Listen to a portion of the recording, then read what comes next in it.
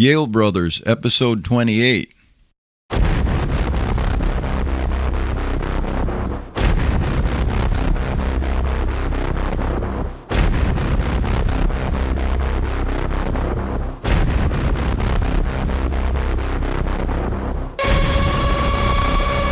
What's that noise? It's coming. It's about to rock your world. Don't listen to the naysayers. This is a cataclysmic event. It's coming for you. It's coming for me. It's coming for us. Oh my God!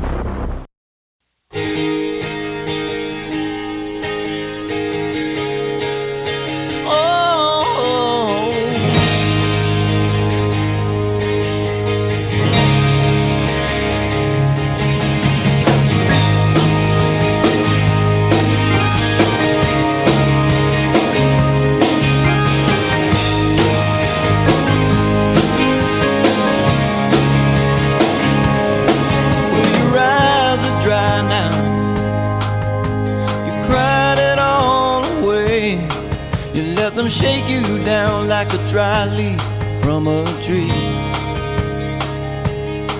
You're really glad you made a change, but that did not change a thing.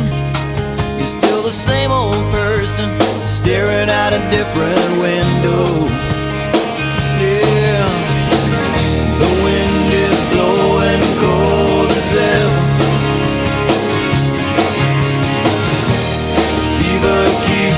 Up at night,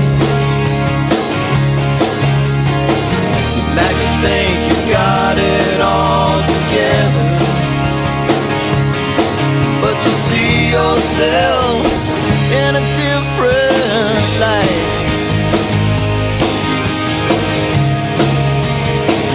A different light.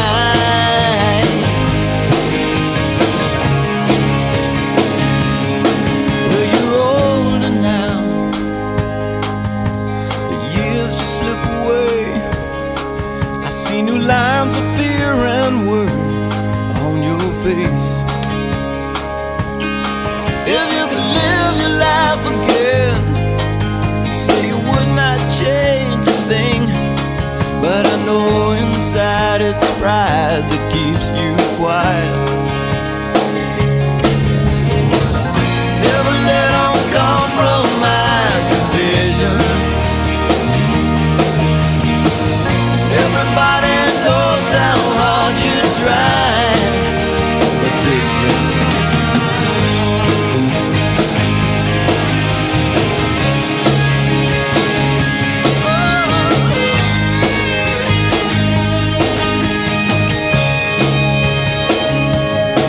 When you've had time to think things over, there's nothing left to say.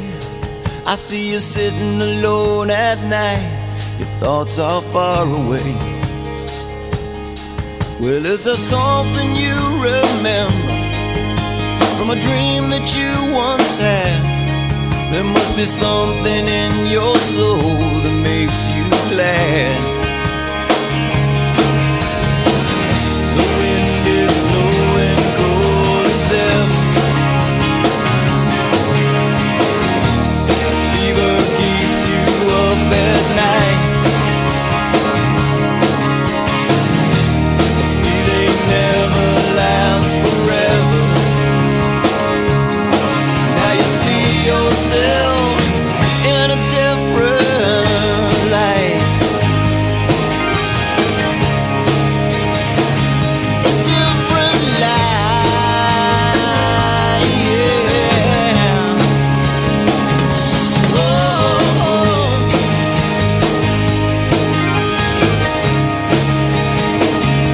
oh, oh.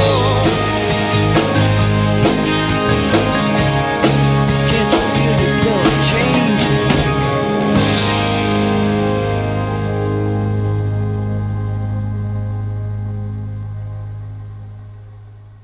Hello again. Hi. This is Chris. And I'm Roger. Anyway, here we are again. It's a beautiful sunny day here in Myrtle Beach. Yes, very, but it's not too warm. No, it's freezing. Freezing. It's not. But it's not freezing. No, we couldn't even say that. That's like saying you're starving when you're hungry. Meanwhile, real people are starving. I wore a toboggan. We're just a little cold. Just a little chilly, man. We can't complain. It's like 50 degrees. Yeah, we can't complain given what everyone else has been up to. Yeah, let's seriously. Exactly. Oh, my God, that's right. Terrible. Well, how are you, man? Fine, thanks. Nice to see you. Yeah, you too, man. Well, I saw you last night. We had a pretty good gig. Yeah, not bad at all, man. No, great energy. It was fun. Yeah, how's your energy? I understand you ate a bunch of meat today. A bunch of meat. I had a cheddar burger. Yeah, double. Yeah. Ooh, it was good, man. At a breakfast place. Yeah. Okay. You're going to have a nap after this. I have a nap usually, every chance I get. Hey, man, I was thinking more about the Magic Hotel and the magicians that were there, that you seem to gravitate to more than me. I always found them nice, but there's this element that they knew you were interested in magic. I want to bring up... Yeah, I bugged them. But in a nerdy kind of nice way. Yeah, of course. And they liked that, so they figured they'd be nice to you. Yeah. Here's a couple names for you. Dad probably gave him free night at the hotel if they were nice to Chris. Yeah. I used to try to get an illusion or a trick or two out of any of those guys. Get a secret. I forgot them all. No, but I understand. And now there's a book called The Secret that you could have written. Yeah, my secrets were better. Your secrets are safe, man. They're totally safe. Most of those guys are dead. Speaking of the two of these guys. Speaking of dead guys. The first guy that came to mind was Billy McComb. Oh, he was great. I loved him. I saw him as he was like a kind of funny Englishman. Well, he's a magician and comedian. It makes sense. Yeah, I mean, he was always nice to Dad, to you, to me, and he always had things to say to people they didn't even know. Well, I imagine he probably ran into Dad in the 40s in England, man. I would think so, too. Yeah. But by that time, it was the 70s, and he was older. Yeah, but great. He's one of the elder statesmen of the Magic Castle. Well, for an elder statesman, it didn't stop him from walking around in a T-shirt that said, "I choked Linda Lovelace." That's the kind of guy he was. He didn't care. No, he didn't care. Do you think he liked to drink, too? That I don't know. Oh, okay. Well, how could I say that? You mean that's kind of stereotype? He was born in Belfast. Does that mean anything? if I'm going to stereotype drinkers? Yeah. They always go to the Irish for that. Maybe the Russians. What about the English too, man? Well, the English, yeah, with their gin epidemic and who knows, like the 1600s. I don't know. Did someone gin up the gin? Someone epidemic? Introduced gin to them. That's oh man, it was an epidemic. And what is it? You can't. I mean, you can dress gin up, but really, it's rot gut. Gin up. That's funny. You said something last night, like something about 1 penny, 2 penny. Well, I got it from that. What was it? At a tavern? It was a sign called. It said something like, "For a penny, good and drunk. For a tuppence, dead drunk. For I don't know what else, like 3 pennies, whatever." Straw, free straw. That means you can get straw for free when you pass out on the straw. Oh, that's funny. Yeah. That's funny, man. But back to Billy McComb, right? Yeah, Billy McComb. You go down any rabbit hole and you never come back. Yeah, I always come back. Do you? When? Right now. Tell us a bit about Billy. Billy was a British-born American magician and comedian. British-born, I guess Belfast, British-owned. Yeah, that's that people. Some people might not like that. I know. He was one of the United Kingdom's leading magicians in the 50s and 60s. Wow. Hired to perform at the International Brotherhood of Magicians in 1962 and stayed up in Pittsburgh at a guy named Jim Swoger's house along with his wife and son for 6 months before taking up residence in Los Angeles, California in the 70s. Now, I don't know. That might have been before he might have moved back because he was in the Magic Hotel in the 70s. Yeah, more than once. In the 70s, yeah. A lot. Taking up residence in Los Angeles in the 70s, yeah. That was after he stayed at Jim Swoger's house. It's not to be confused with Jimmy Swaggart. So Billy was cool. Do you remember him teaching you anything? He did a lot of sleight of hand and cool card tricks. Oh, I bet he did. And I was really fascinated by the pipe smoking bit. Because I was a Sherlock Holmes fan. I am a pipe guy. Yeah, you were always into that, man. Yep, and so he was ticking all my boxes for coolness. Yeah, he was a cool old guy. He was a cool old guy, man. And then another pipe smoker. Here's another one right on the heels of Billy. There was a guy named Terry Seabrooke. Yep. Who also smoked a pipe. I don't know what his magic specialty was. You probably have a better idea. Not really. I don't really remember, but he appeared 3 times at Buckingham Palace for Her Royal Highness Elizabeth II. Whoa. Twice performed at the London Palladium, toured Great Britain as support act with Linda Carter. What? Yep. He was a comedian also. I mean, if you're a magician, it's kind of good to be a comedian too. Sure. Kind of mix it all in with the patter.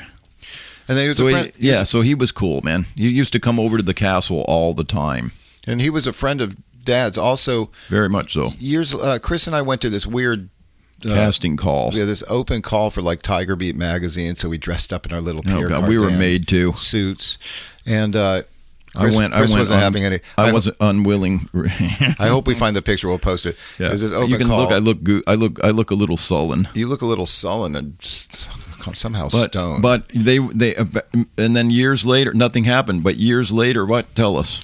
Years later, we get this thing in the mail from Terry Seabrooke, and it's a picture of his TV with us, a picture of me and Chris on that day. Yeah. So there was some probably documentary going on, and the open call was probably bullshit. Well, because I was actually working out at our gym down there. Yeah. Which used to be called Holiday Health Spa. Remember that? Oh, yeah, of course. On La Brea. It became Bally's. Okay, yes. But anyway, I'm working out, and this guy comes up to me. He goes, "Oh, yeah, were you at that thing?" And I said, "Yeah." He goes, were you there with me? I don't know. He said, "Oh, yeah, you guys were in the running for it. We were going to use you, but the project didn't happen." Oh, no. He told me that.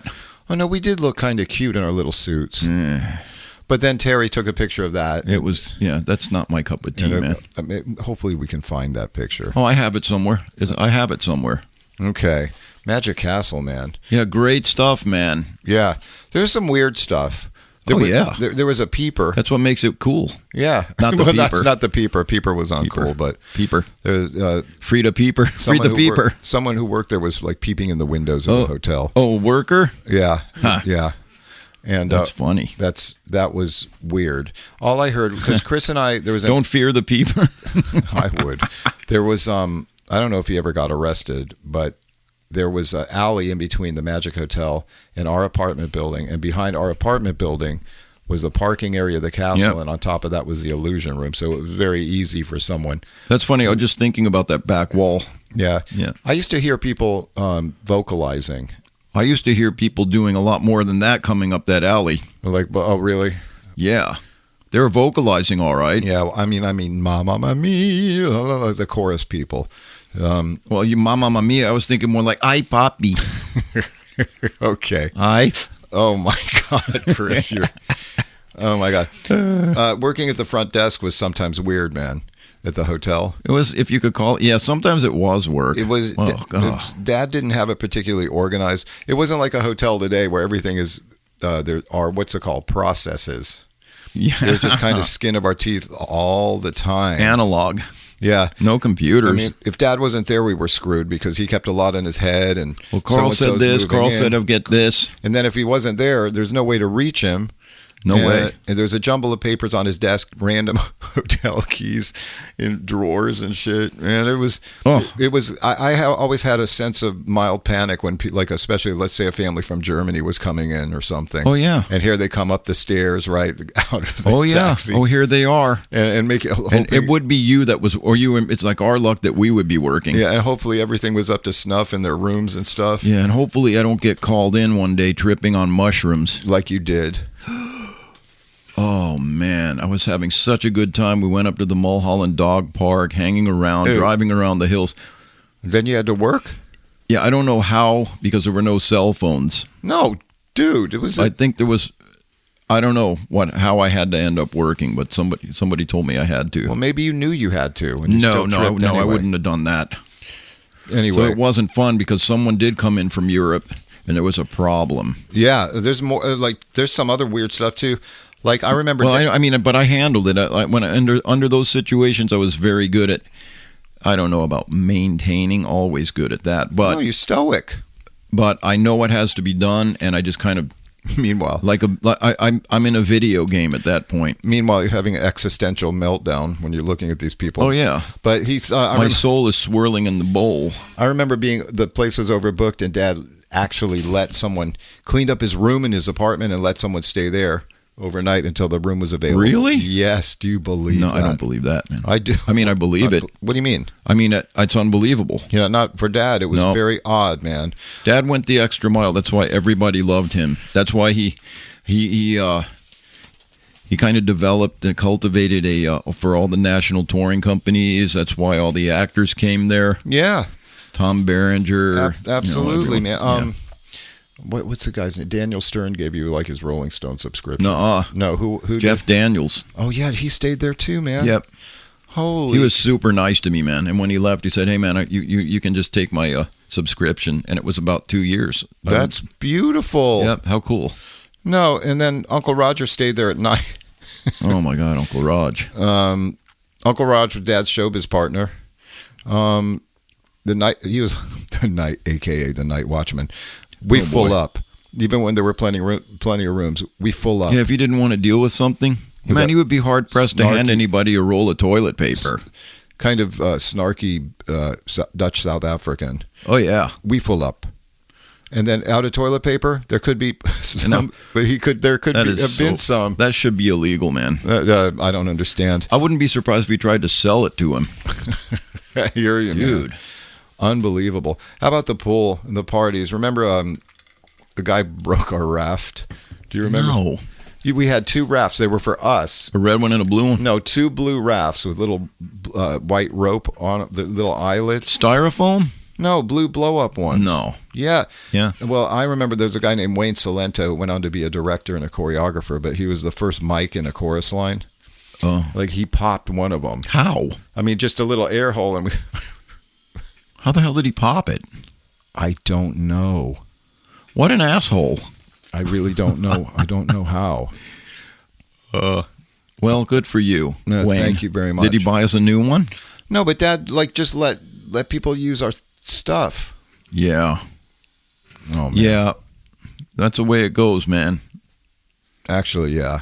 Exactly.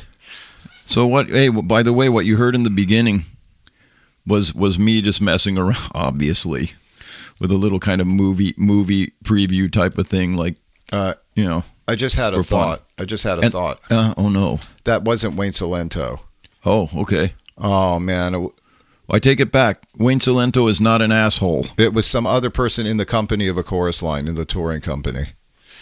Wayne Cilento stayed there, but he was not guilty of breaking or. Well, you can hold a grudge, man. Well, you remember those rafts 40 years ago? What is it? Misappropriated blame. Oh, I don't know about that. But anyway, and then the song that you heard, was A Different Light. We have many recordings. I'm going to find some older ones, but that was from about 1992. However, since then, I kind of tweaked the song. I took the third verse out. I changed the chorus and bridge. I kind of I switched them. Anyway, we'll either play it live one day how it's supposed to be. Songs are always evolving. Oh yeah. If you live with them long enough, it's like, when is a song really done? It's like, well, once you commit it down to when it's written in stone, is it? You can always rewrite. No, that's true, man. Yeah, that's true. Let's go back to the pool for a second. Remember the were you there when some ladies from Sweden started were sunbathing? Yeah, we talked about that already. We did? Yeah. Everyone could see from the courtyard, but no one told them it wasn't. The 3 models, they were topless. Like, they didn't care. I think it was innocent, although they probably knew. Oh. They snuck off their tops, and here I am looking out the window of the office. Then all guys come by. Oh. No one asked us to say anything. No, we didn't. It was just dead silent out there. No, that's normal hotel, you get in trouble. Yeah. That's some crazy stuff. Yeah, isn't I don't think man? there were any little kids there or anything. So big deal. Yeah, I guess not. But I mean, it was still. Frankly, I didn't really like it. I mean, I like naked girls. Don't get me wrong. No, I mean, duh. Well, I don't know. Duh. I don't know what duh means. Duh. But I don't. I mean, for the hotel and all that, not cool, really. it wasn't cool. But it was. It was forgivable. They didn't know, but nobody told them it wasn't okay. But it didn't hurt that the three of them were so fine, man. Oh, brother. Oh my goodness. Oh my God. Okay. And no one wanted to say a word, especially the lecherous old men around the pool. Yeah, and the balconies that look down the courtyard. Oh, it was dead quiet. Oh my God. How funny was that, man? Yeah, it was funny. And then we talked briefly about a guy named Joe Musso that we knew. He had lived there 9 years when Dad started in like 1974. Yeah. He worked for Irwin Allen Productions. That's right. Storyboard stuff. But remember, he took us. Did we talk about? He took us to the Burbank Studios. No. Where they did an interior of some control room or something for the Ice Station Z. No. No, that was from an old tour we took in the 60s. Or 70s. This was during the filming of Irwin Allen's The Swarm. Oh yeah. Right? Yeah. It was most of that stuff was shot in Texas and other Lompoc and all that, but I mean there was an interior and they kind of they blew in a bunch of bees mixed in with styrofoam pellets. Painted styrofoam pellets. Yeah. And there's some story somewhere about the stingers being taken out of the bees. Gee whiz. But just a crazy ratio from bees to pellets, just to look like it was this huge swarm of killer bees. Yeah. Into some control room. Yeah, I love seeing stuff. Yeah, he was great. I think we were walking down one of the halls and Richard Chamberlain was there. Oh, okay. Was he? Was that the same time? Probably, because we also ate there. I don't remember some that. commissary. There was people from the Waltons there. I don't remember. And people from MASH there. I remember, one of the kids from the Waltons was like the younger brother, John Walmsley. I had to look him up. I don't know. He was also the voice of Christopher Robin in some of the Winnie the Pooh cartoons. Oh. But I recognize him from the Waltons. I forgot who was there from MASH, but everyone was around there. Yeah, because I remember Richard Chamberlain being very nice. Was he? Yeah, we said hi in the hallway. Oh, that's nice. He didn't just tell you to get out of his way? No. So, so Joe Musso did my dad's storyboard, which I wish we still had, but that's another story. Oh, man. It's another story. Dozens and dozens of original artwork. Yeah. From an iconic artist. Yeah. That's crazy. Hey, did you have fun? You said you had fun. Lost in the fire. Yeah, that's how it is, man. The fire of life. The crucible. Did you? You said you had fun at LuLu's. Oh man, it was a great gig. Yeah, it was fun. Everything sounded great.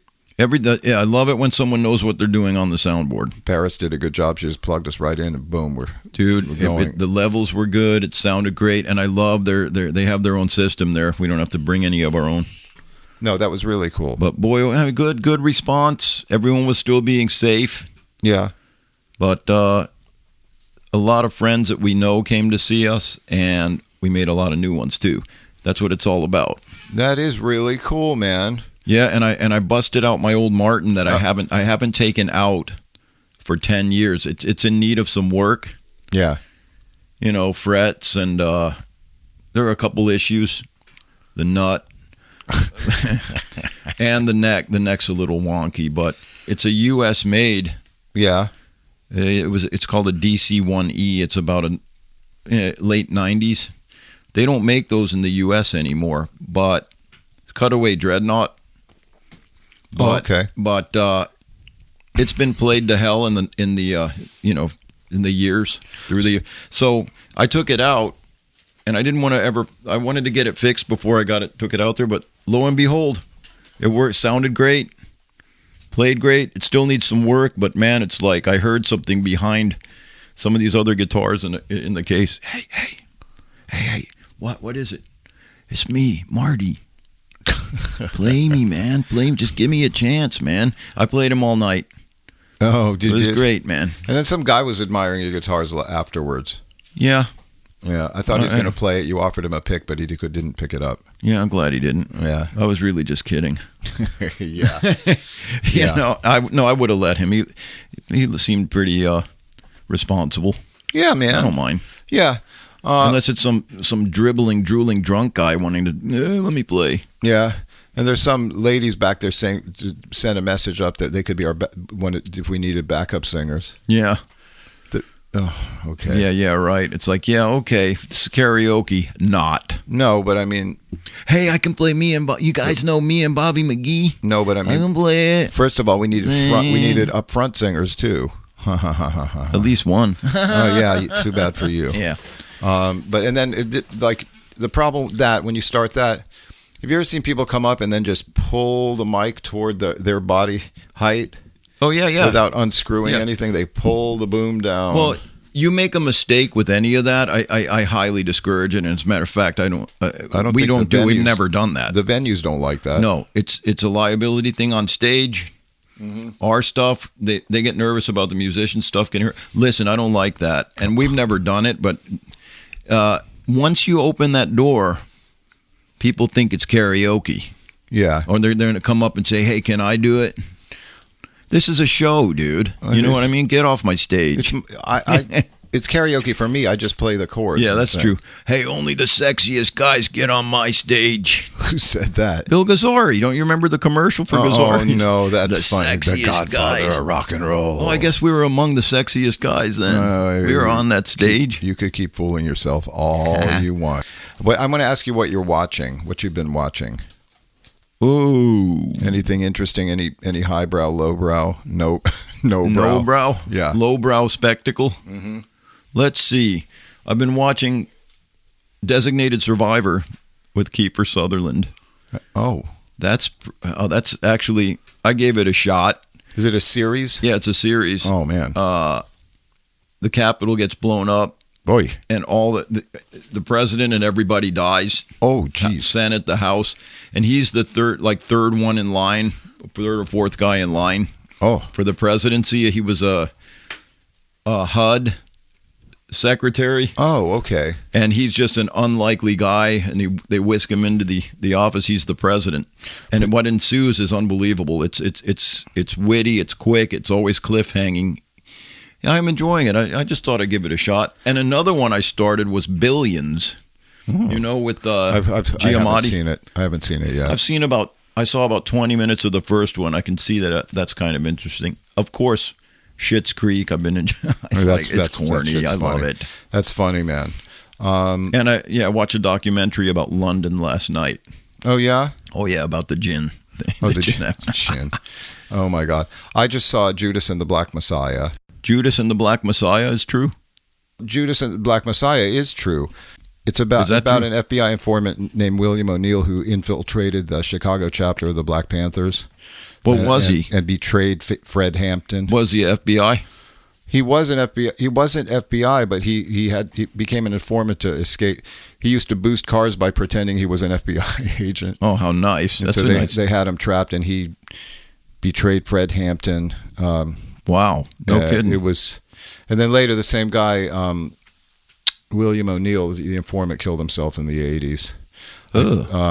It's too much, man. It was too much of a betrayal. He knew what he was in, and he I don't know if he couldn't get out of it, but he perceived that he couldn't get out of the tentacles of the FBI. That's how he got out, man. So it was LaKeith Stanfield as the FBI informant, and Daniel Kaluuya as Fred Hampton. Is it good? Very, very good. A little bit tough to watch. Well, I mean, because of his, I told Taylor, I said, I feel bad for him. She goes, he did it to himself.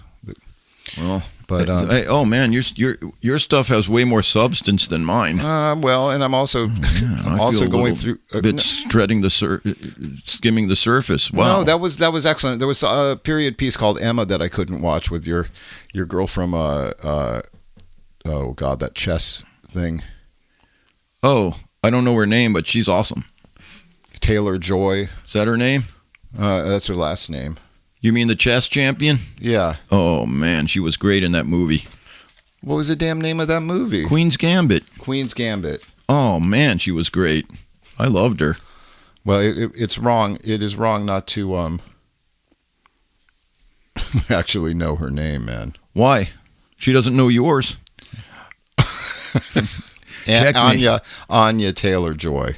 Checkmate. Yeah, that's funny, man. And I'm also going through The Sopranos from start to finish.